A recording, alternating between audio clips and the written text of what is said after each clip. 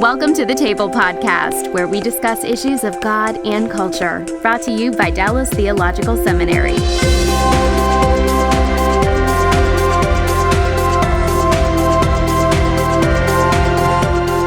Welcome to the Table. We discuss issues of God and culture. I'm Darrell Bock, Executive Director for Cultural Engagement at Dallas Theological Seminary, and our topic today is the biblical background to a discussion on immigration. And my guest is Professor of Old Testament at Denver Seminary, Daniel Carroll-Rodas, who is a lifelong friend and also an expert in Old Testament ethics. And he's done a book called Christians at the Border, Immigration, the Church, and the Bible. And he writes it from a perspective that, I'll let him tell you about it. Danny, first of all, welcome, and we're glad to have you today with us. Well, good to see you, Darrell, Dr. Darrell Bock, and I'm looking forward to our conversation. Yeah. So tell us a little bit about why you wrote this book. Well, there's really a personal history behind it. As you know, I'm half Guatemalan. My mother was from Guatemala. So we were raised bilingual and bicultural, and we spent time in Guatemala growing up. And then I worked there for 15 years teaching at a seminary in the capital. And so issues related to Latin Americans, Hispanics are very dear to my heart. And when we moved back to the U.S. from Guatemala into Denver, where I am now, that's where I began to hear the discussions in this country about immigration. We began an Hispanic program at the seminary, and then I had undocumented students. And so it became very personal, and I began to go to an Hispanic church on Sunday afternoons. So there's this personal aspect to it.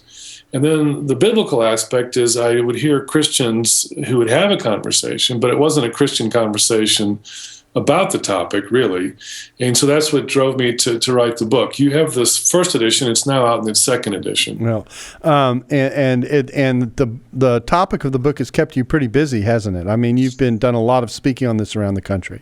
Right, and that wasn't why I wrote it. I wrote it actually just to inform evangelical Christians and others, but it's just generated all kinds of speaking and other writing besides the book that I just hadn't anticipated, but it's been quite a journey. Yeah.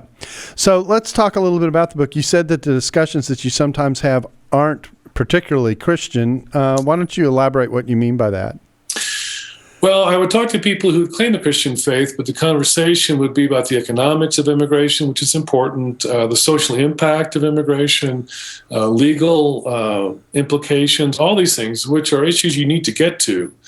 But there was not really a Christian piece to it. It was the same conversation I could have with a non-believing neighbor. Mm-hmm. And if they did go to anything biblical, it was just the default to Romans 13 and to say that these immigrants have broken the law, and that was the extent of the Christian conversation. Okay, well then the next question obviously is then what would make a conversation about immigration a Christian conversation? Well, I would say to look at the breadth of the scriptures, and when I tell people, in fact, I had a radio interview this morning up in Buffalo, New York, and he asked me the same question, and I said, and he asked me the Romans 13 question. Then what I told him was, when I speak on immigration, I tell them, well, you have to get to Romans 13, but it's on page 1100 in my Bible, so why don't we go to page 1 and begin at page 1, and then we'll get to Romans 13, but we would have seen 1,000 pages of other biblical teaching. In other words, to give Romans 13 some context. Exactly. And to put it into, I believe, its proper biblical, fuller context. Mm-hmm. And then, begin in Genesis chapter 1. So Genesis chapter 1 is a starting point. Where does it start us? Well, with the idea that everyone's made in the image of God. So what you have then is everyone is worth. The fact that we are to rule and to subdue the earth and to steward it, chapter 2, tells you that humans have potential. So let me give you an example. If we talk about legal matters, if we understand that immigrants are made in the image of God and have all kinds of potential, then what we do, we look at how do we integrate immigrants into this country to facilitate their contribution as image bearers for the common good. Mm-hmm. instead of going at the law strictly in a punitive sense, now what you're doing is you're creating law in a constructive sense. Constructive for them, yes, but also constructive for the more general common good. And by starting in Genesis 1 instead of Romans 13, you've changed the legal discussion, even though it's still a legal discussion. You've changed it. You've given a different tone, a different direction, and a different set of goals. Okay, now as we kind of move through in this first segment, we want to kind of deal with the biblical elements. One of the things that comes up or tends to come up is how the foreigner or the alien or the sojourner is handled, particularly in the Old Testament. There's a lot that's said about that due to Israel's experience as having been subjected to slavery in Egypt, that kind of thing.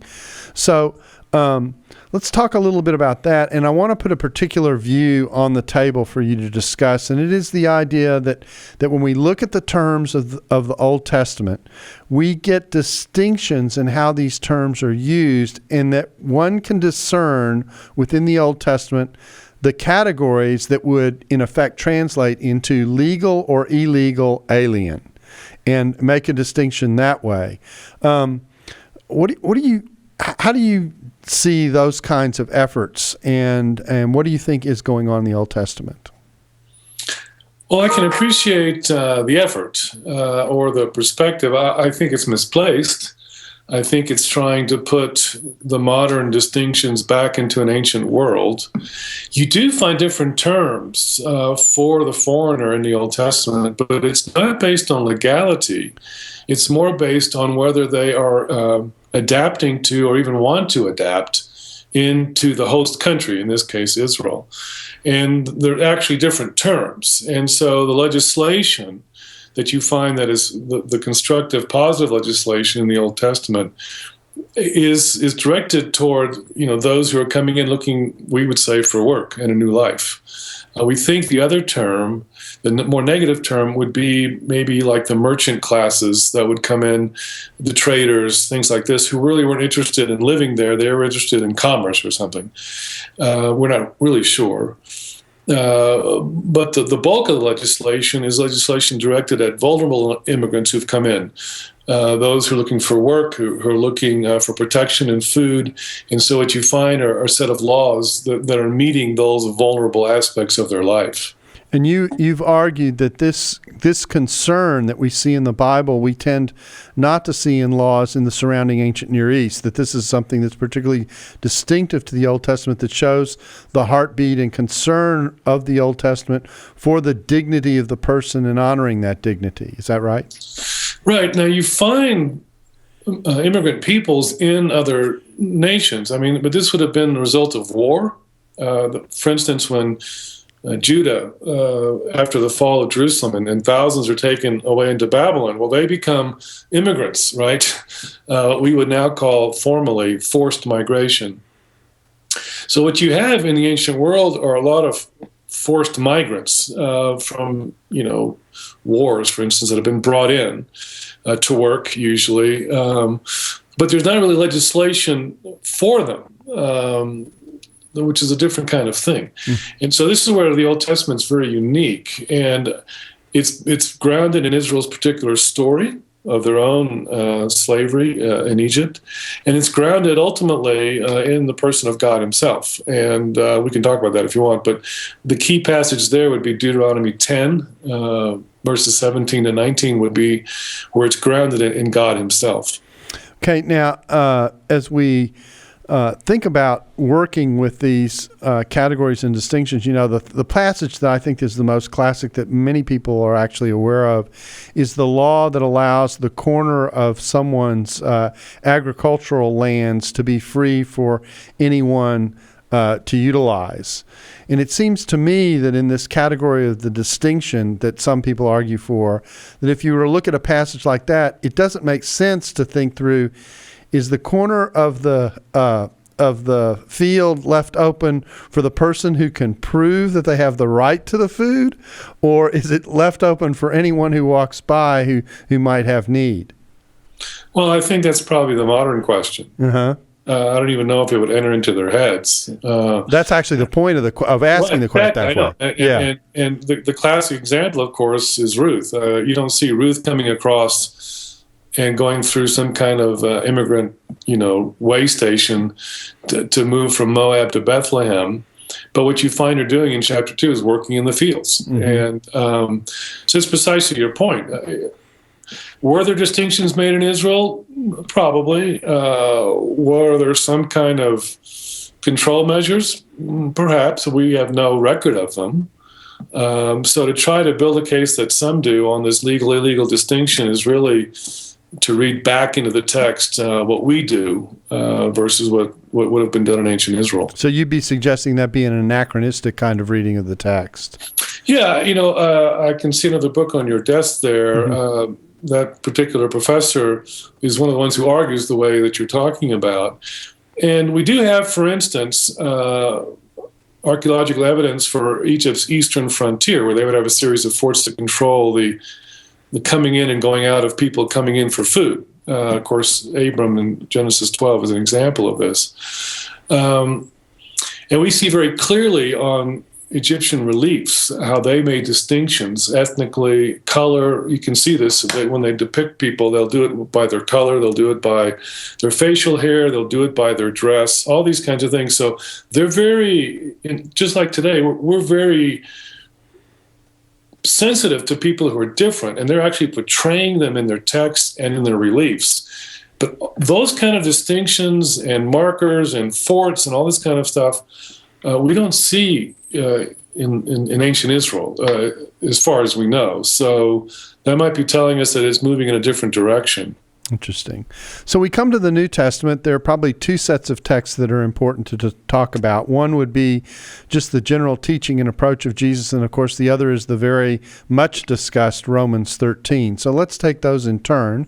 How does Jesus impact this discussion as you see it? Because there isn't a direct immigration text in the Gospels, at least that I'm aware of. No. I would take it in two directions. One is the experience of Jesus himself, who lives for a time as a refugee in Egypt. And you would know more about this than I do. But they have to flee from Herod, and they may have gone to Alexandria, where there was a large Jewish community. But they were refugees. And so one would be the life experience of Jesus. The second would be just how he would work with people unlike himself or unlike his background. And there's a great text, if you give me a minute, the Leviticus 19 about love your neighbor. Mm-hmm. Well, later on in that same chapter, when you get Leviticus 19, 13, and 14, it says love the foreigner as yourself. Mm-hmm. And so it's interesting that would be the hardest neighbor to love, right? Mm-hmm. Then you get to Jesus in the Good Samaritan parable, and the question that he's asked is, who is my neighbor? Because that's the one you're supposed to love, right? Yeah, and the intent is probably to suggest that there's such a thing as a non-neighbor. Right, and then when Jesus tells the story of the Samaritan, which would be a people they would not like, mm-hmm. What he doesn't say on the front end, Jesus, he doesn't say on the front end, well, just do what the Samaritan did. He turns the question, he says, so who was the neighbor? Well, who was the neighbor to the man who was hurt? Well, the neighbor was the Samaritan, which goes back to the original question, who was he supposed to love? Mm-hmm. And so Jesus is pushing him to love the other mm-hmm. who is different and hated by him. Mm-hmm. In fact, so much so that when he asks who was the one who proved to be the neighbor, he can't even say the Samaritan. Yeah, he just says the guy who helped the other guy. Yeah, exactly right. And that's precisely the point. And so what you see Jesus doing then, even on the cross, Father, forgive them, they do not know what they do. Well, the Romans knew what they were doing, but they didn't. Mm-hmm. All in the same package, you see. Mm-hmm. And so what you see is that Jesus is reaching out and ministering to and even dying at the hands of the other, mm-hmm. even as he's reaching out to them. And, of course, that sets the example and the pattern that we should follow, too.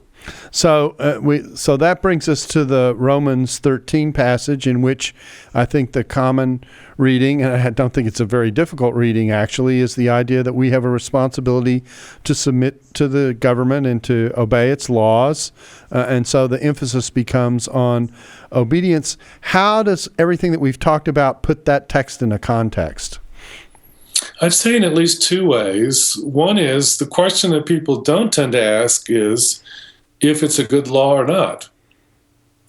they just assume that it's American law, so it must be good. So then what I try to do is I say, well, why don't we go to Birmingham, Alabama in 1950, and let's do Romans 13 there.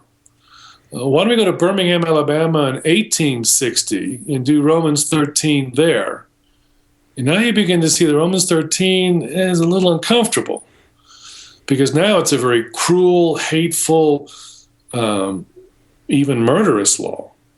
So now you have to ask yourself, okay, if we're going to talk about Romans 13, we need to talk about the kind of laws that we have. And so that's a whole other discussion about how U.S. law is not only inadequate, it's outdated, and it doesn't work.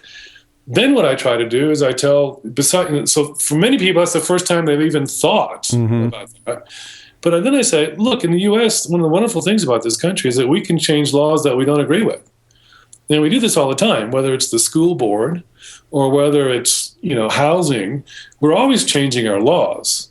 So the question is, if this is not the current U.S. law, not a workable or a good law, well, then we need to work to change it. Now we're reframing Romans 13, not calling for revolution, but now we're putting it in a different kind of conversation. And the other thing that you're not doing, that some people might accuse you of having done, is you're not saying we need to disobey the law. No, you're saying we need to reconsider the law. That's not the same thing. And reconstruct it. Yes. And what I say is that I would start the reading for Romans 13 back in Romans 12, where it says, don't be conformed to this world. And what's happened is, on this conversation and others, is that part of our conforming to the world is that we've conformed to the ideologies of our time. And so instead of, on this topic, instead of thinking through biblically, we've absorbed the ideology of the media or our political party. Then we jump to Romans 13. Instead of understanding that to get to Romans 13, you've got to go through the rest of Romans 12, which will even tell us to love our enemies. So even if you think of immigrants as your enemies, you are called to give them water and to give them food and to love them. I mean, so you're changing the whole Romans 13 discussion in multiple ways just by putting it into its fuller biblical context. And so the point of the exercise is if we step back, and this is part of what you were meaning earlier when you said this needs to be a Christian conversation. It needs to be wrapped in this ethic of the image of God, this ethic that says that we're to be characterized by compassion, a whole series of texts which we only alluded to but didn't really develop, that talk about caring for the foreigner and making sure that those who are in a needy position, where the foreigner is equated with categories like the widow or the orphan, that kind of thing, meeting the needs of those kinds of people and being sensitive to their vulnerability. Yeah, and I would add, if I could, a couple other things. In the Old Testament law, there's 4 vulnerable groups. There are the widows and the orphans and the poor, and the 4th one that's added to that group are the immigrants. So it's telling you that God is seeing all of those as a package, which is interesting. The second thing is that you'll see multiple migrant stories in the Old Testament, which I'd be happy to talk about later. But the other thing on the New Testament side is that in 1 Peter, as you would know, migration is even applied to every Christian. We are all strangers and sojourners. And so what you see is not only is it an important topic, it becomes a central metaphor for what it means to be a Christian. And so the more we understand about migration, the more we understand about immigrants, really it'll help us understand what it means to be a stranger in a strange land. And which is a whole other take on the immigration story. In a sense, immigration becomes something we need to grapple with so that we can understand what it means to be a Christ follower in an increasingly post-Christian world. That's a whole different direction that moves into discipleship as opposed to public policy. So kind of wrap this biblical theological discussion up for us a little bit and say, when you put this all together, what do you think we're looking at? What do you mean that? I'm not sure. The point is if you were to bottom line the whole package of the biblical, where does this take us? Well, I think it takes us into a different kind of discussion. It takes us into the meaning of the identity of the Christian church. In terms of its characteristics of how it interacts with the world around it? Its mission, but also its identity. Because let me phrase the question in a different way. Okay. a couple of years ago, of course, now the numbers would be higher. The United Nations estimated about 220 million people were migrating worldwide. Now, it's worse now because of what's happened in the Middle East. Right. But if that is true, I don't doubt it, then the question is, with 220 million people migrating worldwide, looking for safety and food and a job for their families, what does it mean to be a Christian? See, you've changed the question. Mm-hmm. If 220 plus are migrating worldwide to just survive, what does it mean to be the church? Now you're talking about not only Christian mission, but Christian identity. How is our identity in the light of those realities any different than the world around us? How are we called to respond to the person who shows up needing a place to stay at 2 o'clock in the morning and it's cold outside, it's the middle of winter? Do we just leave them outside or do we take them in? Right. And if we make that the metaphor for the country, what we're seeing and massing at the borders of Western Europe, do you go to Fortress Europe to keep the hordes out? The world is not the same anymore. I mean, the wars that we have generated has changed the face of the planet and will change the demographics of every Western country in the world. And so what we're seeing is our people placed, if I can say it this way, in tension because of our failures to one another as human beings. And in the midst of that calls for a Christian response that reflects the care and the goodness and the grace and the compassion of God. I couldn't say it any better than that, Darrell. Yeah. So, it's an interesting problem as we're laying the biblical groundwork for this and in thinking about how to even approach the question. On the other side, I want to talk a little bit, but what do you do with the person who's breaking the law? Because the core question that keeps hovering over people's minds is, well, these people have broken the law, and so in one sense or another, they have a responsibility. How are you dealing with that? And I actually think that in this conversation, there has been an effort by those who are framing the laws to think through that dimension of the question, even though sometimes it's not heard by people on the other side, that has been considered and is a part of what's going on. By the way, in fairness, we should mention that the book that was alluded to in which the lexical distinctions are mentioned is called The Immigration Crisis, Immigrants, Aliens, and the Bible by James Hoffmeyer, who teaches Old Testament at TEDS at Trinity Evangelical Divinity School. And this is a conversation, a Christian conversation, if you will, that's been going back and forth between Danny and Jim. They know each other and have interacted in public about this. So I think it's an example of a way to have the conversation, which is important in thinking through the back and forth that you have on trying to figure out, okay, what is exactly the Bible is saying. Well, Danny, let's talk about kind of where we are now. We've kind of done the biblical background, where we find ourselves. And I think to ask the question about where we find ourselves, and as we deal with the issue particularly about legality issues, it's important to understand how we got to where we are. So let me ask the question this way. Where are we when it comes to immigration law? Why is it that immigration law needs reform? And why the laws as they are might not be as workable as we might wish? And then what does that mean for the legality discussion? Well, that's a great question, Darrell. Until 1875, immigration law was state law. And in 1875, it moves to the federal level. So, which is the classic American tension between state and federal jurisdictions. Mm-hmm. And what we saw it playing itself out in Arizona a couple of years ago was that tension where Arizona made its own laws and the Obama administration sued them. In terms of proper law, no matter what Arizona may have thought about whether they were doing their job or not, the Obama administration had every right to sue them because since 1875, it was federal jurisdiction. So what happens is the first major piece of immigrant legislation in the country at the federal level was in 1882, which was the Chinese Exclusion Act. Now, we had imported Chinese labor because of the gold rush to build the railroads and things like this. But as the Chinese began to multiply, California began to pass a series of laws to put that under control, and some were instituted so not to let Chinese women off the boats because they didn't want the Chinese to multiply.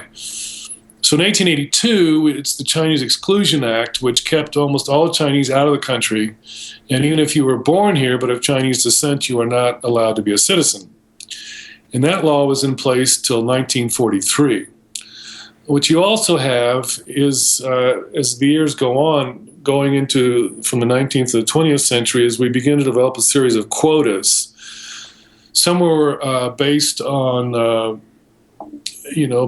motivated by religion, because the Irish and the Italians were Catholics, and this was a Protestant country. So we put quotas on the Italians and the Irish, for instance. So what you're seeing is, throughout the history of the country, there's been this openness to immigrants, but also this constant fear or rejection that will wind its way into legislation, which isn't surprising. That's what happens. Mm-hmm. So we have to appreciate the fact that the history of immigration law is checkered.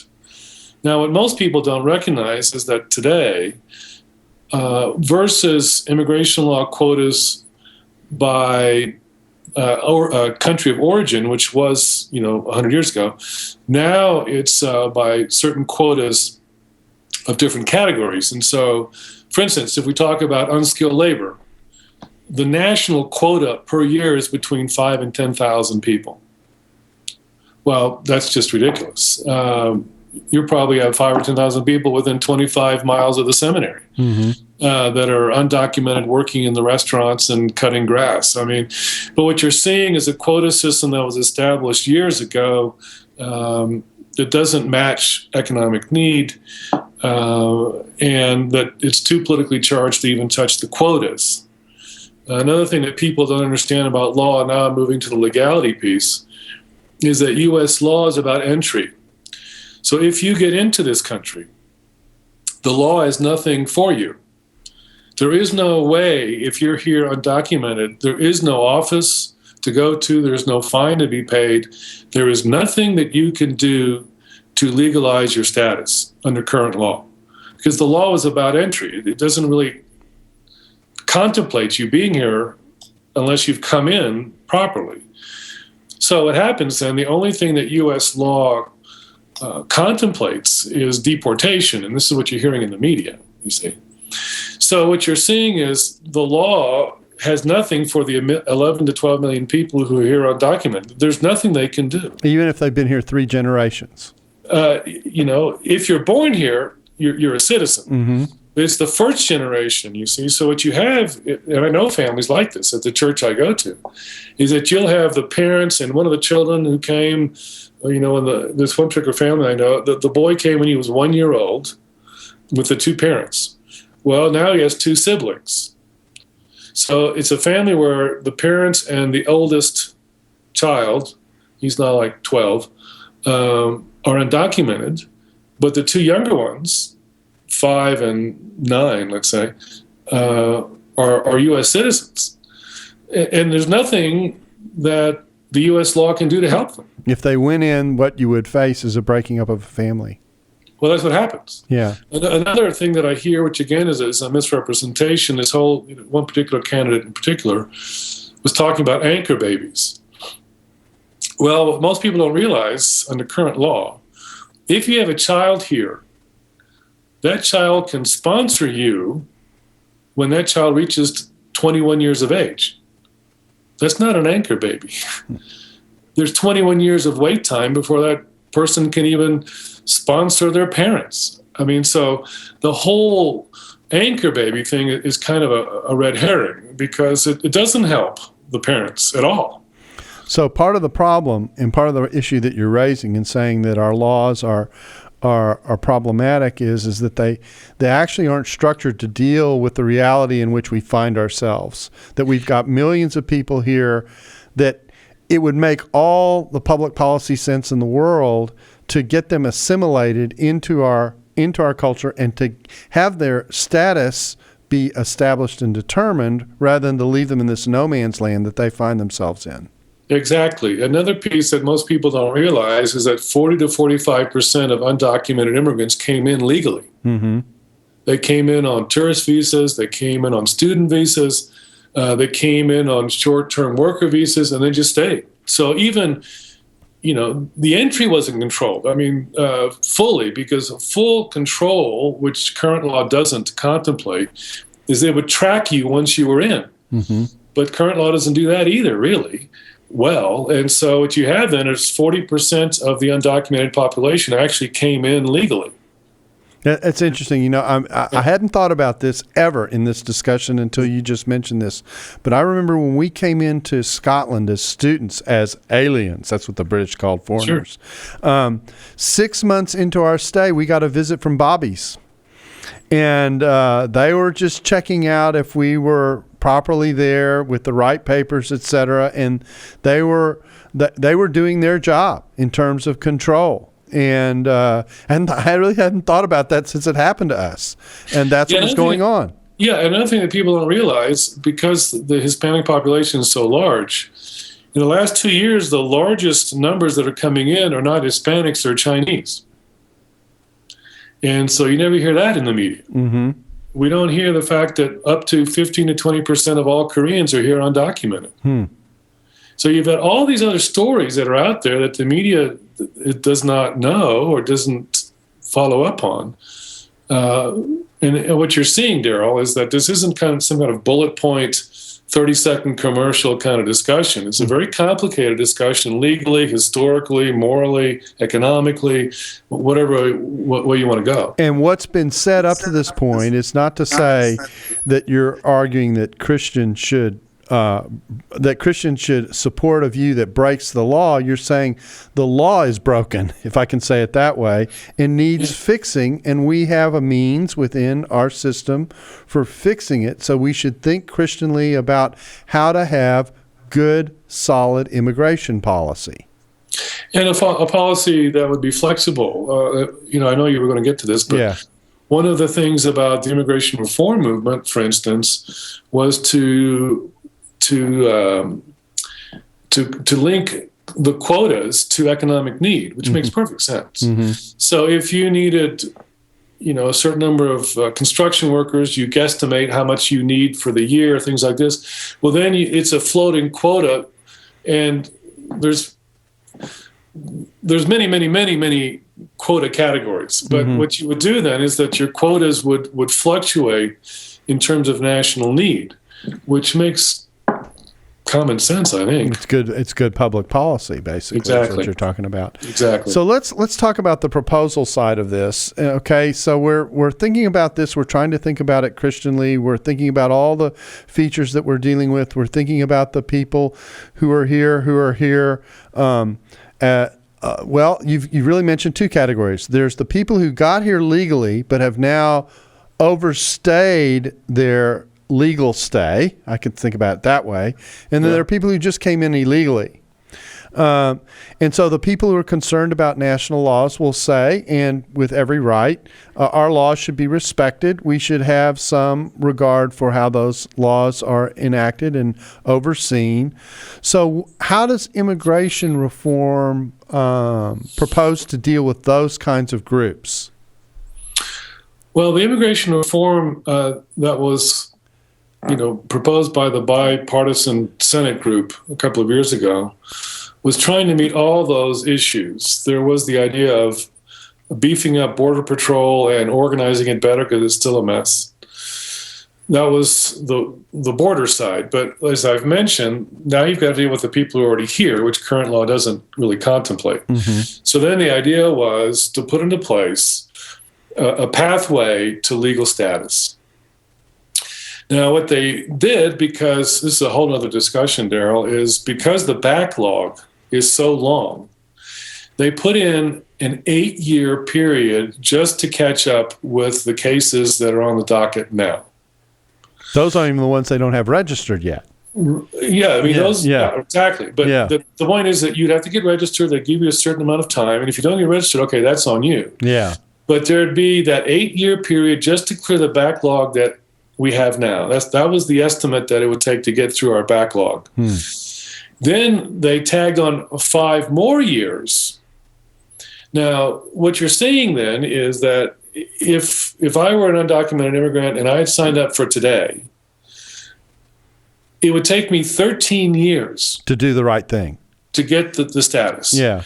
In that time, you would have had a police, background checks. They'd work on the whole tax mess. There'd be a fine to be paid, all these things. But it was a 13-year process proposal. Now, what happens in the media is, again, it's a game of words. And so they throw out the word amnesty.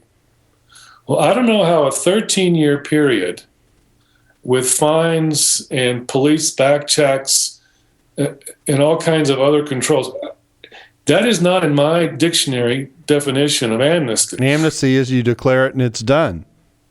That's what Reagan did in 1986, the great Republican, and he granted amnesty.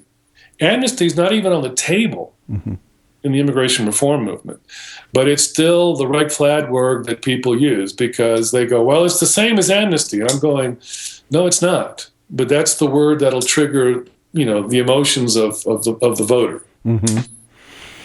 So the proposal was to create this, to work through the backlog of, we're talking about what, 13 million people, 14 million people? Is that 11 to 12? 11 to 12. Okay.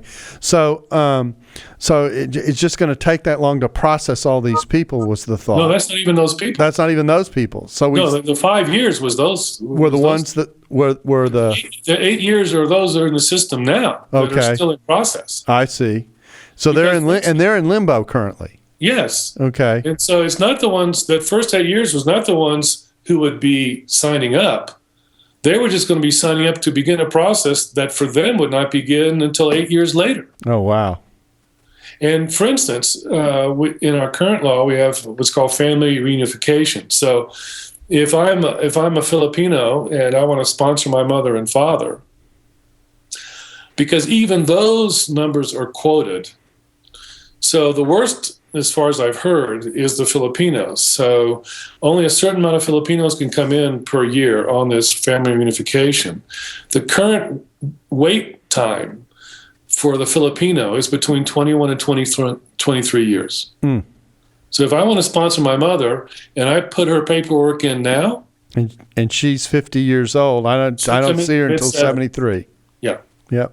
I mean, this is what we're talking about that nobody knows. You see, so the 8 years was just to clear up the backlog that now exists. And then the 5 years was to kind of move these other ones through who had already been registered, been through the background checks, paid their fine, and gotten their tax situation squared up. So to return to the biblical discussion here for a second, what the proposal is actually trying to do is to play with all of these factors.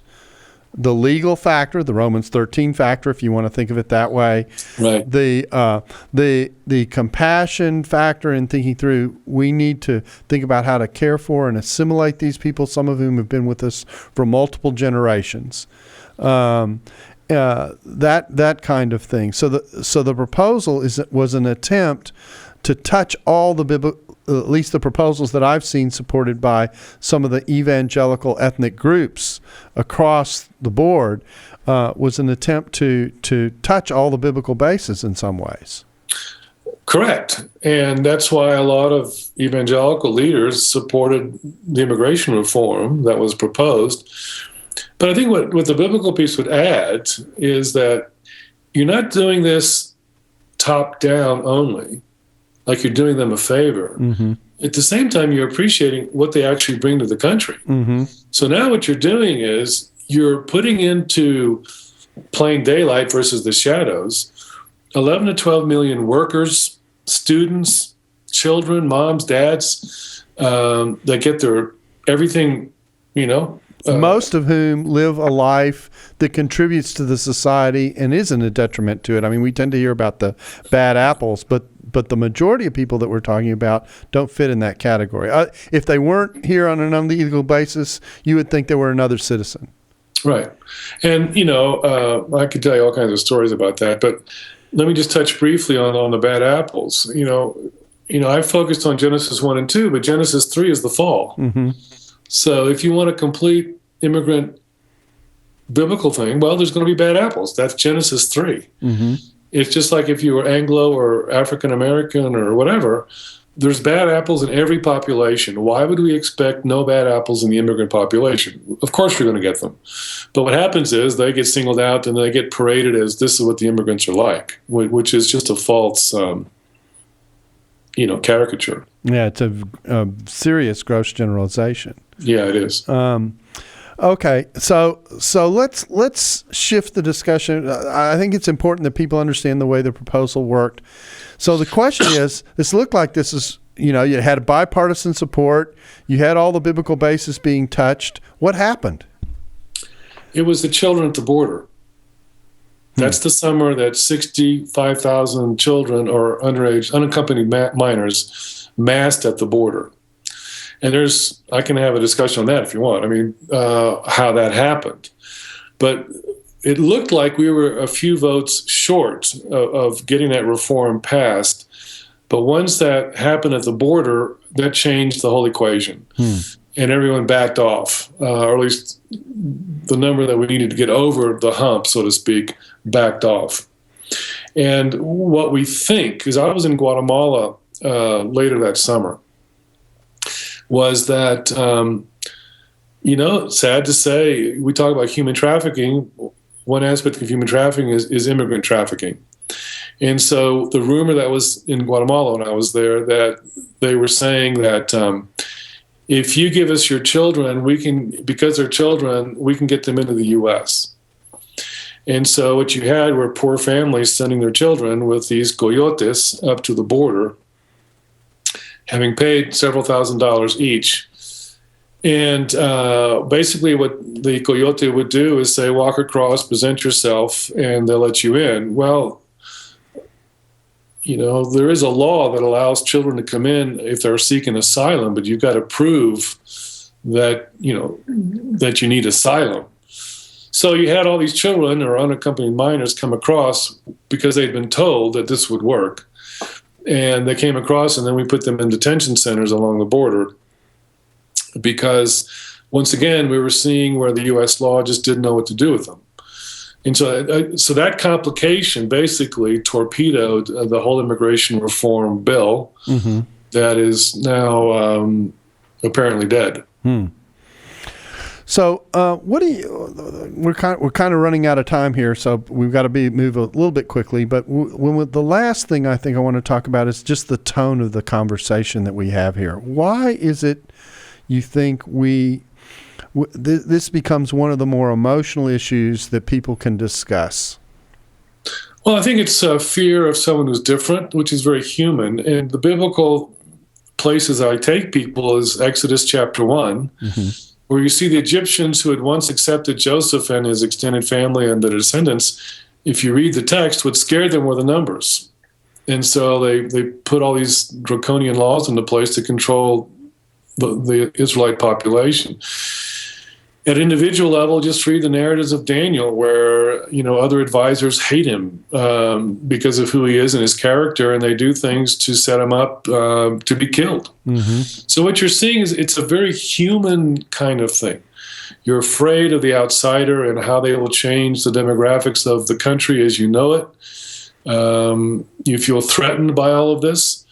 The beautiful thing about this country is we absorb immigrant populations over time, even though it's a painful process. St. Patrick's Day would be a great example.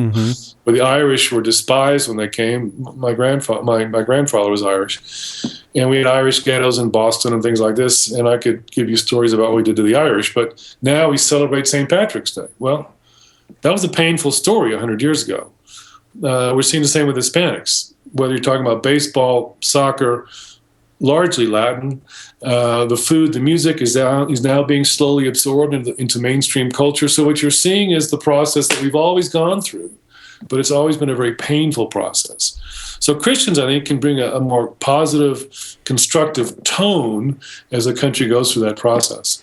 And by that you mean by exhibiting the kind of receptiveness and openness to the variety of people that God has created, in a way that welcomes and assimilates them and tries to draw the best out of them. Right, and to realize that in that process we will change. because when you absorb another culture, you will change. But it can be an enriching process, not a threatening one. Okay.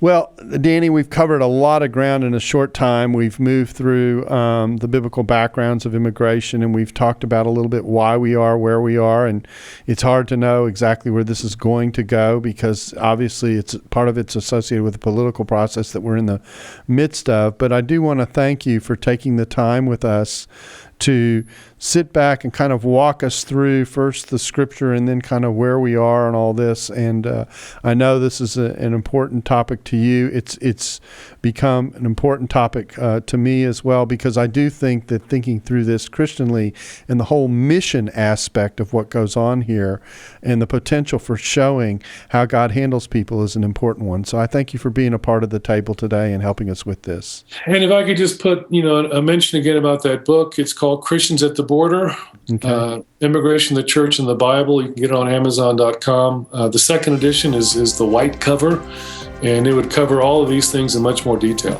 Well, we thank you again, and we thank you for being a part of the table with us today. Thank you. Thanks for listening to the Table Podcast. For more podcasts like this one, visit dts.edu/the table. Dallas Theological Seminary. Teach truth, love well.